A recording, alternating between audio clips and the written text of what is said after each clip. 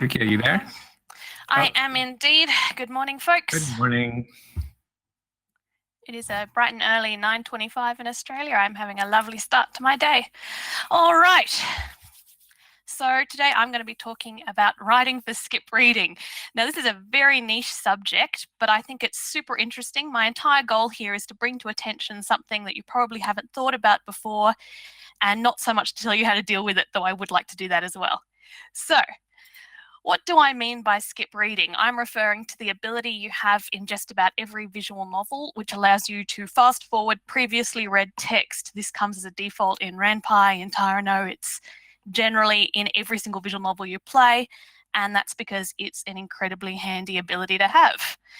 So if your visual novel requires more than one playthrough, which it usually will, that means that at some point players will be fast forwarding through your game, which means skip read is going to play a role in the experience they have with your game. But because it's a default, you don't really think about it. So let's unpack it a bit. What does skip read actually do for the player experience? First and foremost, and I think this is really important, skip read is a reward for player progress. It's like the moment in an RPG when you unlock fast travel. They've said their game is saying, well done, you have put this much time in, now we can start saving you time.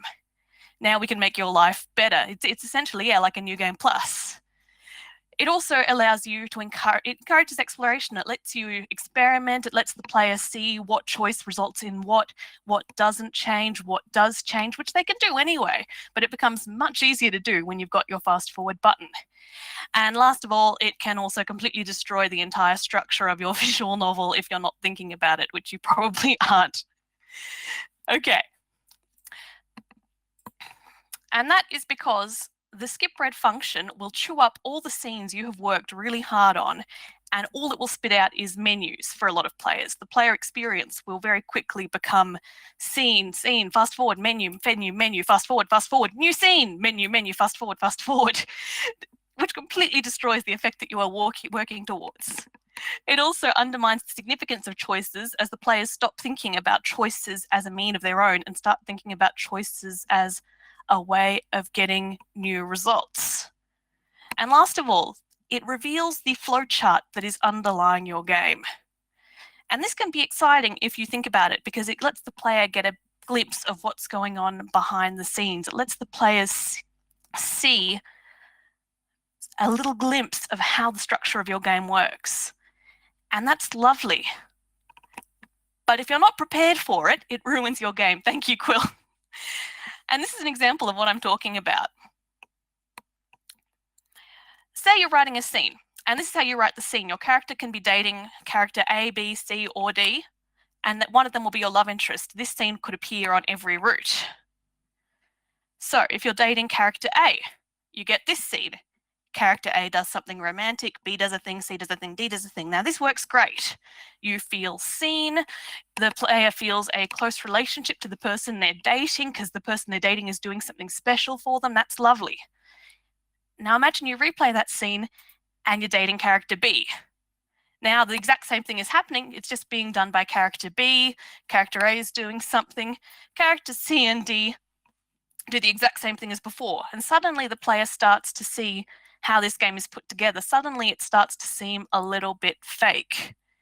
If you've played through this scene 4 times, your suspension of disbelief is gone. You see what is going on here.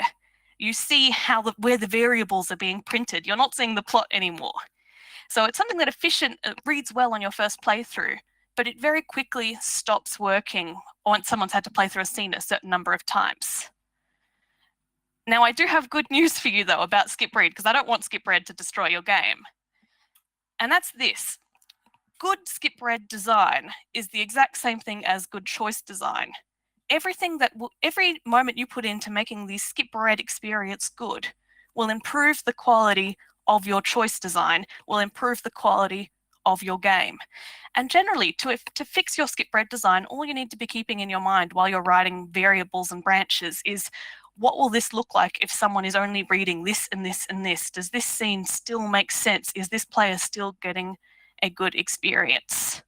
So for example, here are a couple of starting off tips, but really, as long as you're keeping it in mind, you don't need my tips. You can work it out on your own. The first thing, if a sequence is based on certain variables, a player is only seeing a sequence because they've picked a choice earlier. Tell the player why they are seeing what they are seeing. Now, that's a good rule in general, because it's always useful to know that your choices are responsible for what you're currently looking at. But it's especially important in Skip Red when a player might have fast forwarded all the way to this. Second, this is a pacing thing. In general, as a rule of thumb, avoid single sentences or lines of dialogue that vary based on variables. So if it's just one sentence that is going to change if something has picked something, just generally don't do that.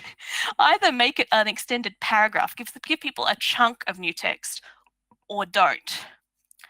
And that's because this last point here is the most important thing to ask yourself when you're considering a player's replay experience. And that is, if a player is happily fast forwarding through a scene, is there value in bringing them to a halt to read this one specific thing? And that's the most important question, because nothing drives me up the wall, and I know this is not just me, than fast forwarding through a scene, being brought to a stop for one sentence where one word is changed. That's going to ruin that game. That's going to ruin the player experience. So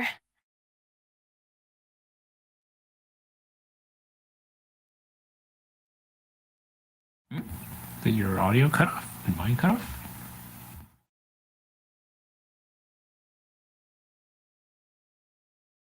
I saw coming up in the Discord, which is people talking about skip scene or skip to next choices. Those are really hard to get right. Oh my gosh, Ever 17. I've never seen another Australian talk about Ever 17. Hi, I love you, Sydney person. Skip scene is great. I have had entire visual novels ruined for me because I skipped scenes and then could not work out why what I was seeing had changed based on my choices. That was the worst thing. All right. Does anybody have any questions or anything? Lots of questions and comments, I think. When I say, the thing I said at the start, Skip Red to me is one of the biggest rewards for progress. I love replaying a game and zooming through half of it. That is so rewarding for me as a player. And when a game's not written with that in consideration, it kills me. You know, back in the day before that was a feature, all us old school guys, we just make saves at every scene start, and we just make our own. And then that's how you see games that have like 100 save slots. Like, why would you have 100 save slots? Because no, you make one for every freaking scene. There is one thing I would like to add, actually, because I saw people mentioning this in the Discord. Keeping this Skip Red thing in mind is not going to make a bad game a good game, and it's not going to make a good game a bad game, but it will play a role in how your player thinks back about your experience and how the player unpacks their experience with the game. So it's not going to be a turning point, but it will play a role in how players feel about your game. Anyway, if anyone's got any other questions, message me. I'm on Twitter. Someone posted my Twitter account in the Discord. Thank you very much for your time.